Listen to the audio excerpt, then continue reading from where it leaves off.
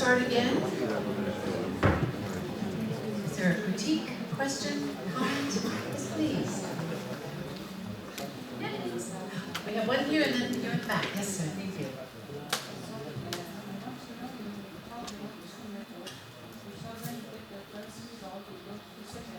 And then come back to the first result. I want to know that you have more than 2 methods, how you can combine them and choose one of them for the main. The example that you described, y una persona me pidió hablar más despacio. Yo voy a hacerlo. Y si no, hace así. The example you described when I said a development study, you use the results of one method to help develop the other, and then you can go back. Rarely people do this, and you can't always, but sometimes you can go back to the first data set for some mixed joint analysis. In a mixed method study with 5 methods, you have to carefully plan the mixes. It may be that methods A and B are going to be mixed for a development purpose. Methods C and D for complementarity purpose. And method E is not mixed. You might be able to mix methods A and B for development, B and C for complementarity, and the others are not part of the mixed design. So it is complicated. I think my main guidance would be to be thoughtful about it, intentional. You don't need to choose one of them for main and find a correlation between the other method. No. No, in complex. Would you like to repeat your? I want to know, when you have more than 2-3 methods, do you need to choose one of them for the main method and then find a correlation between another method with this main method or not? No. No, only if that serves the purposes of your study. But the indicator you choose needs to be the same between the methods or not?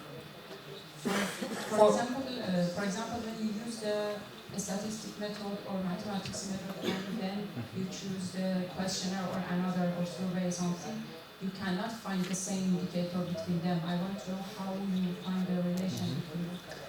That's the topic for Wednesday. how you actually conduct joint analyses or integrated analyses. But I think, again, the main design message I would hope to leave you with is you mix around the measurement of a construct or perhaps a question, research question or evaluation question. So A and B, methods A and B are both going to measure the same thing for most purposes except expansion. And then you decide what purpose you are mixing for, and then you develop the design based on that purpose, these matrices I showed. This matrix links purpose and design. So if you have 3 methods or 4 methods, you decide, oh, I want to use methods A and B to measure this, and I want to use B and C to measure another dimension of that, and the rest of the methods aren't part of the mix. And in the result or conclusion, you don't need to talk about all together. You can talk about separately and... Right. You don't have to have one big jumble.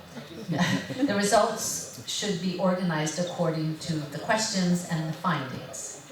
And there'll be some results that represent a mix and some that do not. I do acknowledge that mixed methods practice is more difficult than mixed methods thinking. Senor.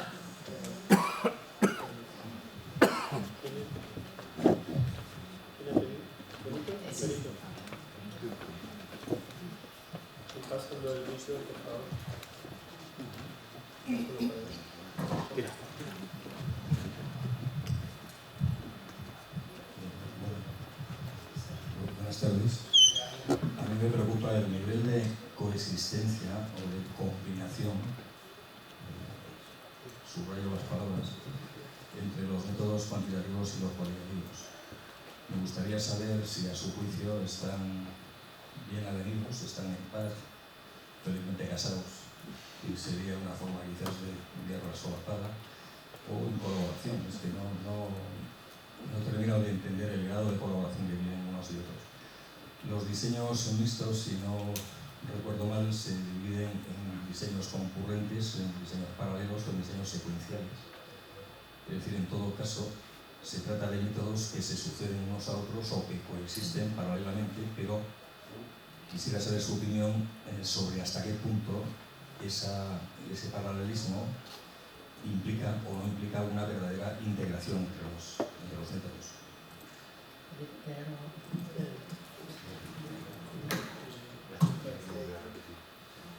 ¿Puede repetir?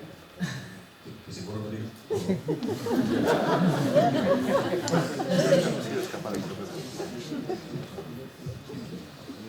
Pasamos a la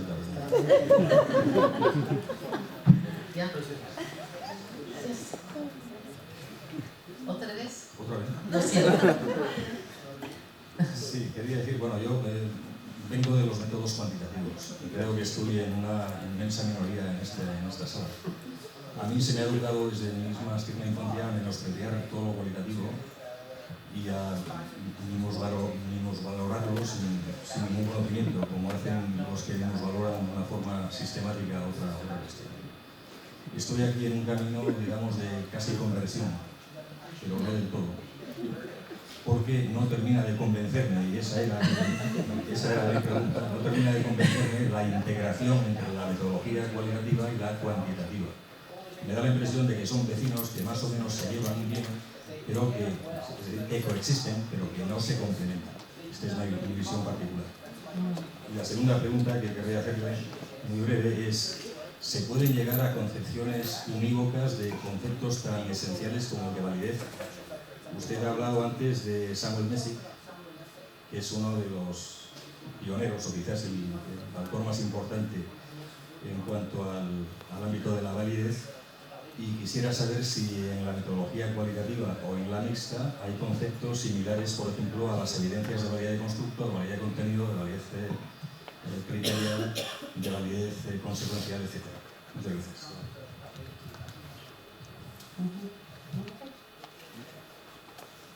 Gracias por las preguntas, son muy buenas. We do have some ideas for analyzing data together. Again, I'm presenting most of that on Wednesday. It's often an iterative process where we do an analysis. Here's one example, and it will probably not make you happy. We have a survey and an interview, measuring the same things. Each measures 3 different things, say. We do our typical survey analysis, and we find support for the 3 factors we intended from that survey. We do an inductive analysis of the interviews, and we find 4 main themes, units of meaning, ideas that are represented in the interviews. We have 3 factors confirmed from the survey and 4 main themes. One thing you could do is reorganize the qualitative data by the factor structure of the survey, or vice versa. Rescale the survey. Now, this is the part that you don't like. Rescale the survey with the thematic themes of the interview. Yeah, so that's an example of the kind of integrative analysis, and then take these rescaled or reorganized sets of findings forward to further analysis with other constructs. But that's an example of the kind of integrative analysis or conversational or mixed analysis. The question you raised about validity is one of the 2 issues I was going to talk about, time permitting. that we do not have yet a widely accepted set of criteria for judging the quality of results from a mixed method study, when the results represent both multiple traditions. Because qualitative inquiry either redefines validity or uses a different concept. Validity, as in getting it right, is not part of qualitative thinking. So we have some ideas in the literature about how to warrant results from mixed method studies, integrative studies, but no solution everybody is happy with yet. So the question's a very good one. ¿Diga más? Sí, gracias. Yo estoy aquí porque es que a mí lo cuantitativo tampoco me convence. Por ejemplo, el ejemplo que usted ha puesto de que estamos viviendo algo y se confirma con 3 factores, yo no me lo creo.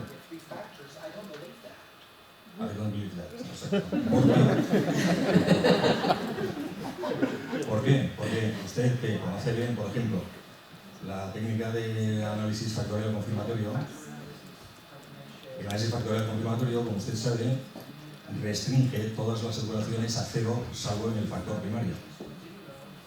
Pero esto no es más que un artificio estadístico, a mi juicio, puesto que esos loadings o esas saturaciones o esas cargas factoriales no desaparecen, sino que a algún sitio van. ¿A dónde van? Pues ahí. Lo que hacen es provocar una inflación en las correlaciones entre los factores. O sea, quiero decir que, tomando su propio ejemplo, a mí la solución cuantitativa no me satisface en absoluto, y por eso, insisto, estoy aquí.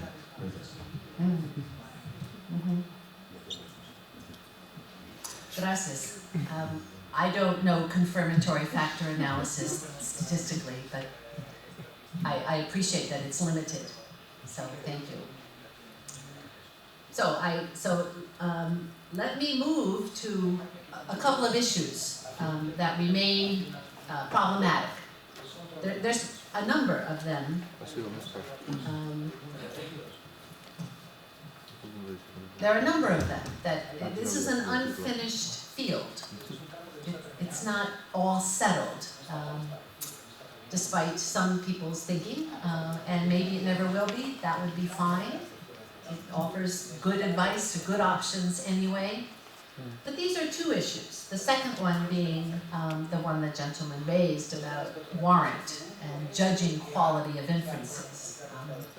So the first one is some considerable debate on whether one can legitimately mix different ways of assuming, different assumptions about social life and knowledge, which is what paradigms represent, different sets of assumptions. A realist paradigm assumes the social world is real. It exists, whether we know about it or not, and we can come to know it through good method. A more constructivist view believes that what's important about the social world is is the meaningfulness we construct of it from experience. Those are very different ways of thinking about the nature of the world, the nature of reality, the ontology, the ontological assumption in paradigms.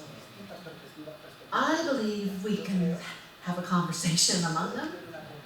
They're not necessarily contradictory, but others do not believe that. So there remains this controversy within the field, a continuing conversation about mixing at a paradigm level. And related to that, can we take a set of data we've laboriously, very carefully collected? Any data collection is a major task to do well. You're all researchers. To do a good survey or to do a good set of interviews or observations is a big task. It takes a lot of thinking, a lot of review of existing instruments, a lot of time on site to see if you've got it, to see if you're measuring something that's important and so forth. So to to take that and transform it to something else is of concern to many mixed methodologists. I would like to point out that it's not always transferring words to numbers. Sometimes it's transferring numbers to words, although less often. And over the last few years, an interesting development in the field has been the creation of a space, usually a two-dimensional space, but a space. It could be a conceptual space or an actual space into which you can put multiple sets of data. And then the mixing happens interpretively as you make sense of where these data might be in relationship to one another and how they're informing our understanding of that space and the constructs being measured. GIS technology is one way. Geographical information systems technology is one spatial method where this is beginning to happen. You have to be studying something spatial to use GIS, but that's one example of where things are beginning to happen. So let me go through this quickly because I have one other thing I want to do. The challenges of mixing paradigmatically and possibly transforming data can be represented in several stances. I've picked four main ones here. The purist stance says it is not possible to mix at a paradigm level. These are incompatible, contradictory assumptions about social life and the social world, and what constitutes knowledge of that social world. They are simply contradictory, and mixing makes no sense. So you could do a study with one method, and then a follow-up study with a different methodology, but you cannot mix. They contradict one another.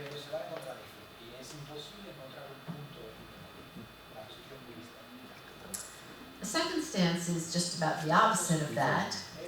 Is why don't we take different ways of knowing about the social world and have a conversation, a dialogue, respectful dialogue among them, between them. And so one thinks about mixing at a paradigm level as a conversation, as a dialogue, which is a pervasive comment in social science. A third stance, which is a favorite stance claimed in write-ups of mixed method studies, but much less commonly actually used. And this is the stance of American pragmatism. Pragmatism is an American philosophy. John Dewey, if you've taken philosophy, John Dewey would be the person you might have heard of. It's actually a very complex philosophy, but it does argue that knowledge is revealed through action. What we come to know about something is a result of acting on our environment. What we learn from that action is knowledge. But only for that moment. Then we act again, and new knowledge comes.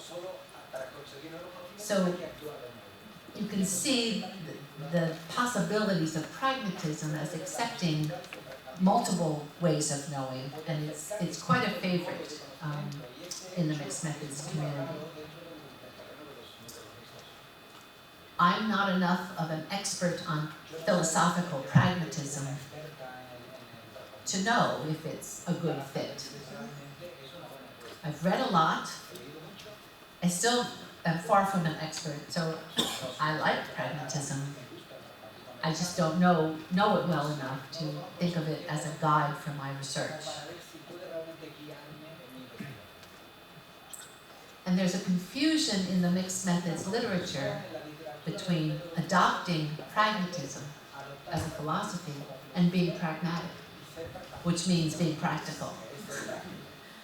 A lot of researchers say, I'm adopting pragmatism, that's the end of the conversation, and then what they talk about are very practical decisions. So that's a confusion. The fourth stance says it's not about paradigms, it means social research. We should make methodological decisions on the basis of theory, context, policy demands. We should use other guides for our methodological decisions other than abstract philosophical paradigms. At this time, there's room for these and other stances on the mixing of paradigms. It's a lively topic in the field, and we see examples of lots of different mixes. It still remains challenging.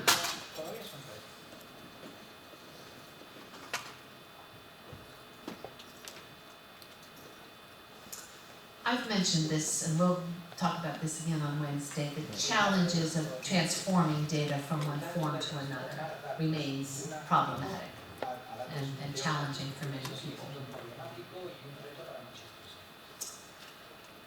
So the second stance, the second contested issue I wish to refer to is again, how do we warrant, how do we support, how do we justify, how do we say these are good results from a mixed method study when we are combining methods from different traditions that have their separate criteria for judging quality?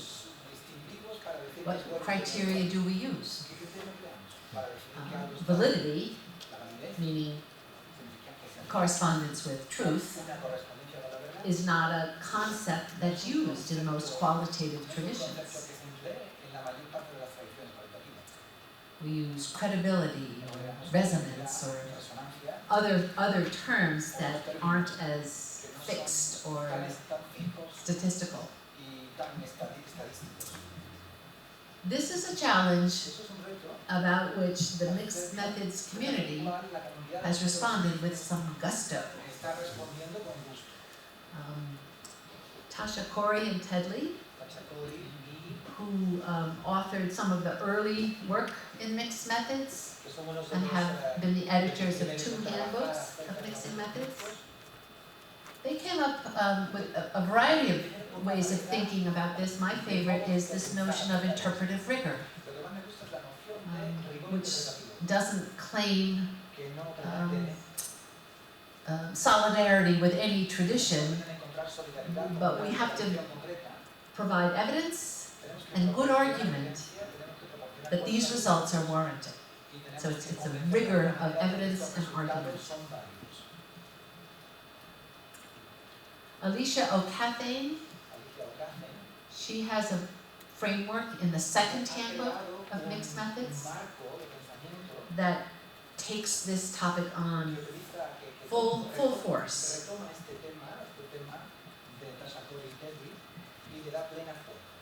She has this long framework for talking about issues of quality in mixed methods work. Her work addresses all of these topics. Just taking one example to illustrate the kinds of suggestions she makes, the interpretive rigor category. Within that category, she refers to all of these dimensions of interpretive rigor. Transparency, for example, means it's clear which findings have emerged from the methods, from which methods. Distinctiveness, conclusions drawn are more credible than any other conclusions. Bias reduction, explanations are given for inconsistencies between findings and inferences. This is a daunting framework, and it's not widely in use yet. I think partly because it's so big. But we have all these good ideas that different people could take and try out. So I feel we have a rich repertoire of ideas from which many of us can try these ideas out and see what they look like in practice. So I'm going to skip the next buzz group and just go to my last piece.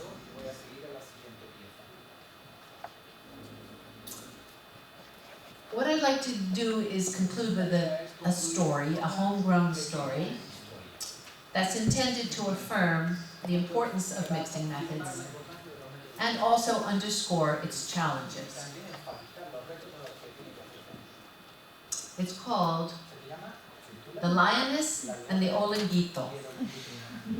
The Olinguito was this new animal they found in South America, related to an olingo or something, but it's called an olinguito. It was a different species of a similar animal.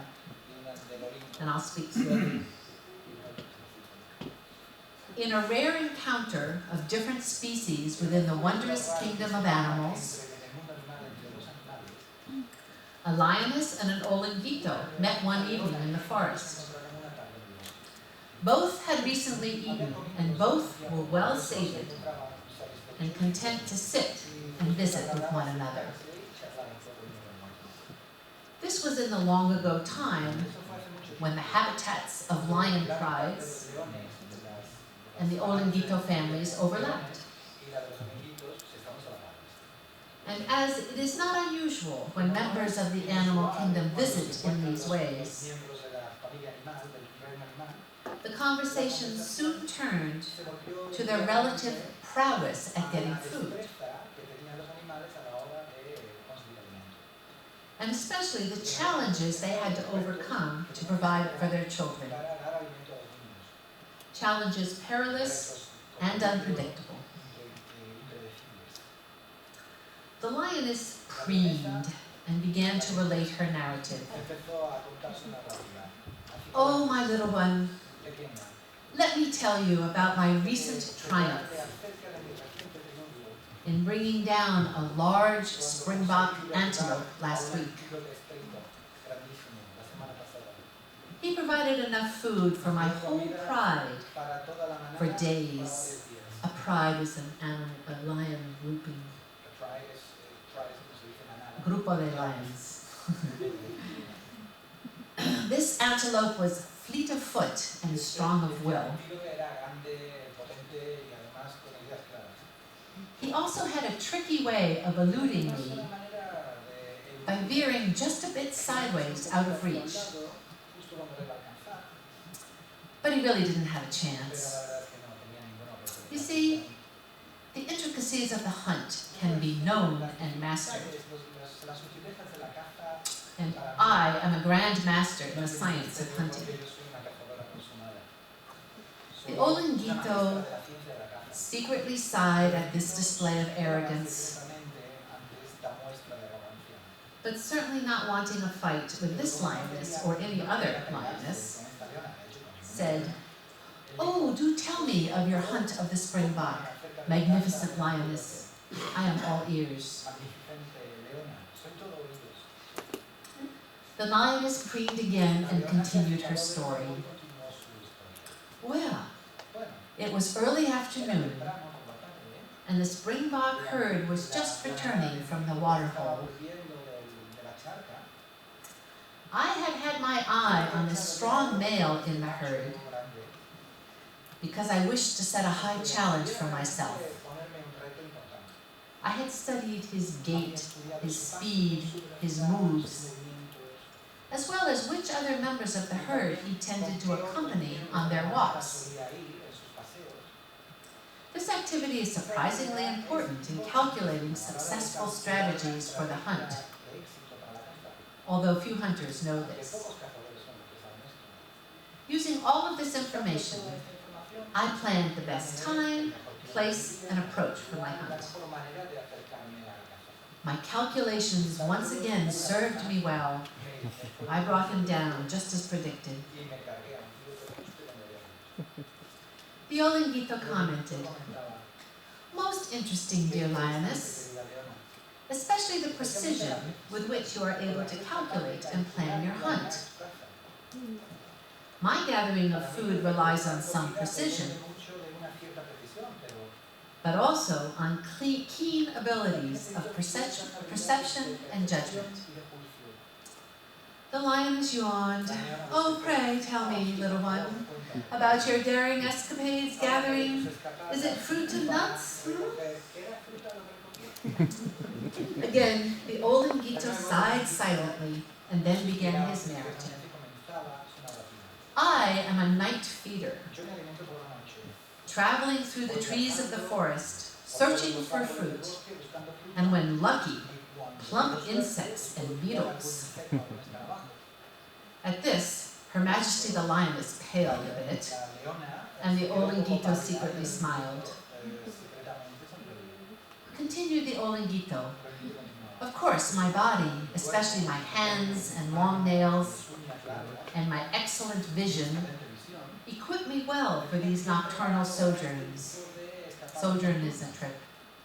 "Yet each trip is unpredictable in particular ways. The ease of travel depends on the wind and the rain. The ease of locating food depends on the moon and the clouds. The availability of the fruit depends on the fertility of the growing season and of other fruit-eating species. And the hunger of my family creates or moderates the urgency with which I pursue my nocturnal journeys." The lioness, looking a bit confused, wondered aloud, "Well, my little one, why don't you simply study all of these conditions that affect your food gathering and develop strong models that can guide your hunt? Why don't you become a hunt master like me?"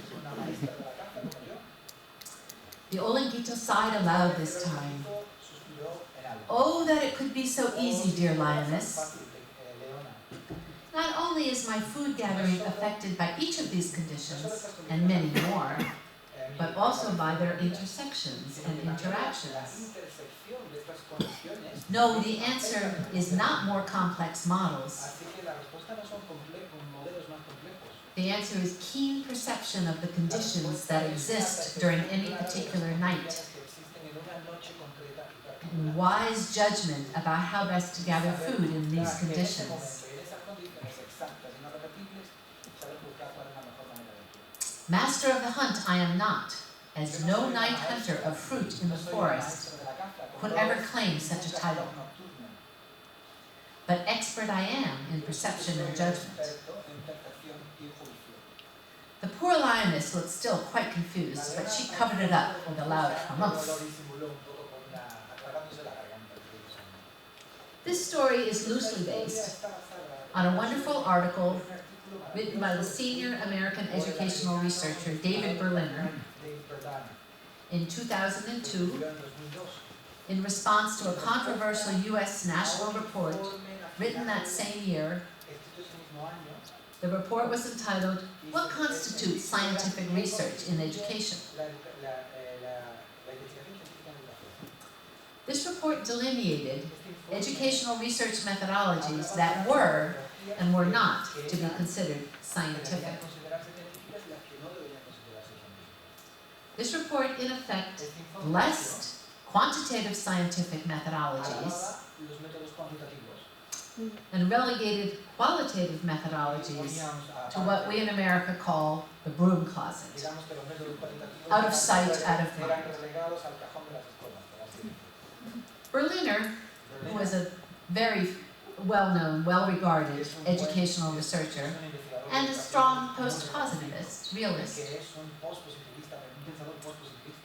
he redirected this argument away from method to focus instead on the challenges of the subject matter engaged by educational researchers. I'd like to quote a paragraph from his article. "The distinctions between hard and soft sciences are part of our culture.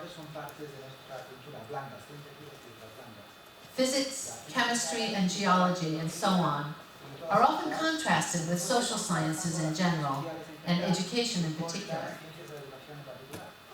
Educational research is considered too soft, squishy, unreliable, and imprecise to rely on as a basis for practice. In the same way that other sciences are involved in the design of bridges and electronic circuits, sending rockets to the moon, or developing new drugs. But the important distinction is not between the hard and the soft sciences. It's between the hard and the easy sciences. Easy to do science is what those in physics, chemistry, and geology, and some other fields do. Hard to do sciences is what the social scientists do. And in particular, it's what we educational researchers do. In my estimation, says David, we have the hardest to do science of them all. We do our science under conditions that physical scientists would find intolerable.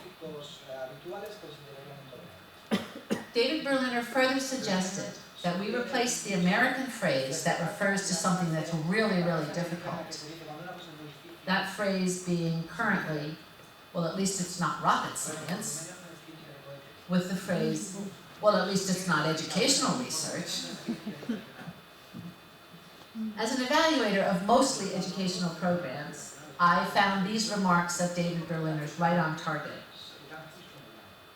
And I would believe that most researchers and evaluators in the domains of health, community development, criminal justice, urban planning, environmental sustainability, and many more would also be receptive to the idea that the subject matter of their evaluation and research work is contextual, dynamic, and hard to pin down. It's in many ways exceptionally unpredictable and complex. Rocket science may well rely on the lioness's precision of scientific calculation. Social and educational research and evaluation require further, or perhaps instead, the Olinguito's keen perception and wise judgment, attuned and responsive to specific contexts and challenges at hand. And I would place the mixing of methods in our social inquiry studies directly in service to keen perception and wise judgment. Gracias.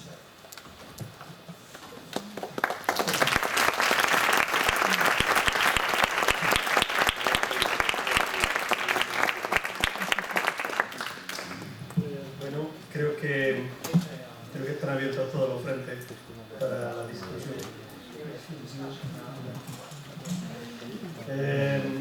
Creo que durante estos 2 días siguientes podemos seguir debatiendo, pero tal vez ahora sea el último momento para algún comentario que pueda ilustrar algunas de las reflexiones que se han hecho. Sí, hay una intervención allí. ¿Quién tiene el...?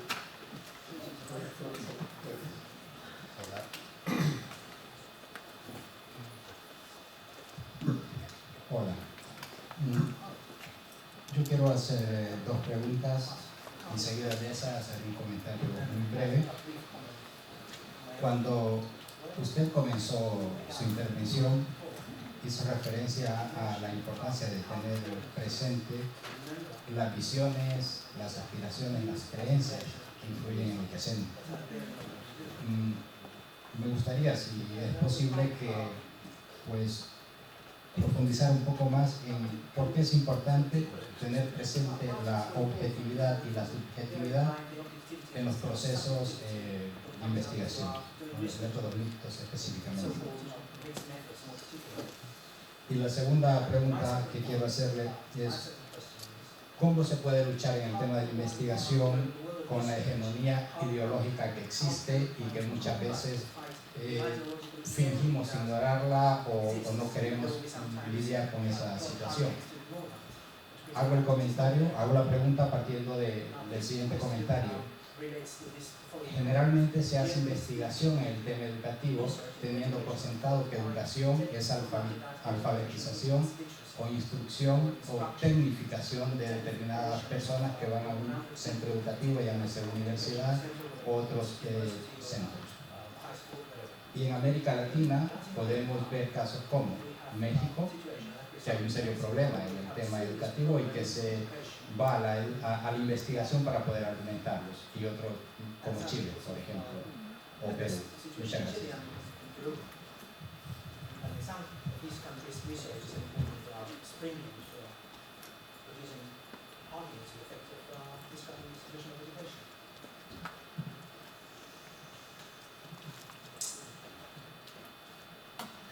I'm not sure I understood the second question, but let me try the first one.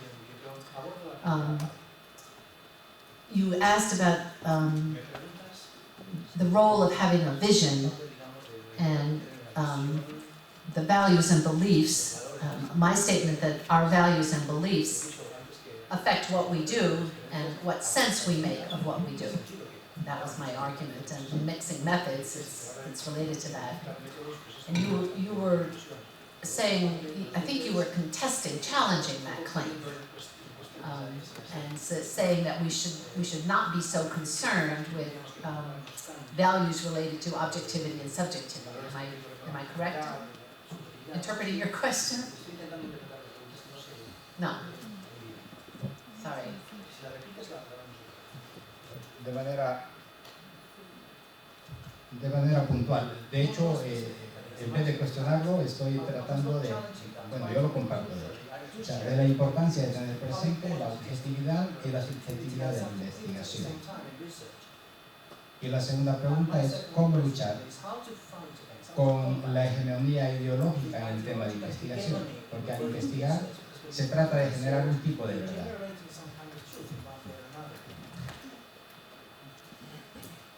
Right.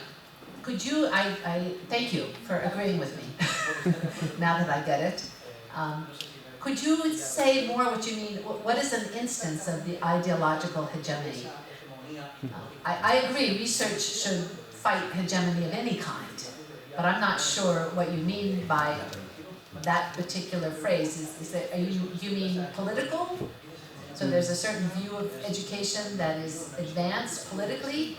Do you mean methodologically? I'm sorry, I just don't fully understand. So.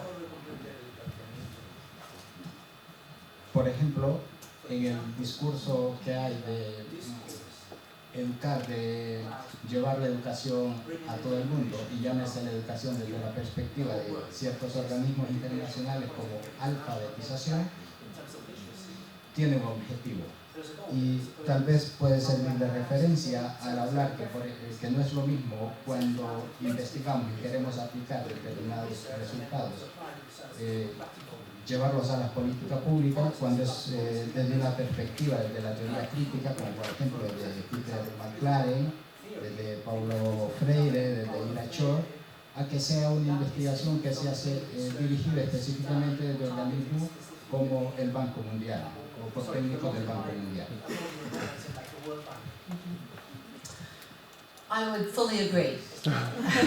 And thank goodness we have the Peter McLarens, Patty Lather, Betty St. Pierre, many other strong, critical, post-structural and other researchers who remind us that our work as researchers and evaluators is not value-free. It's not neutral. It serves somebody's interests, answers somebody's questions, and not others. That's just the way it is. And there are many instances where a policymaker's question could be the one we wish to answer. It's an important one with big consequences. But we do so probably at the cost of not hearing from the people who are participants. So I fully agree with you. I don't know how to combat it. I don't have that magic answer. But I think recognition, I get particularly frustrated when my post-positivist friends and colleagues in evaluation claim that they are doing value-free work. They're not. It can't be value-free. It's addressing particular questions and particular interests. So all social research and evaluation promotes a set of values. So I think maybe if we could all agree on that, we might be able to have better conversations about which values are more justifiable, or, in my fantasy view of the world, that there's roles for all kinds of research, addressing all kinds of interests with all kinds of values. Thank you for the question.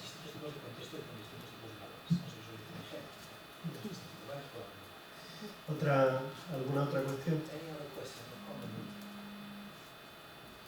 No sé si estamos, saber si ha hecho largo, ha sido largo la intervención, tal vez estemos muy cansados. De todas maneras, puede que muchas de estas cuestiones, a lo largo de mañana y de pasado, podremos analizarlas con más profundidad. Bueno, pues si les parece, lo dejamos por hoy, continuaremos mañana. Muchas gracias.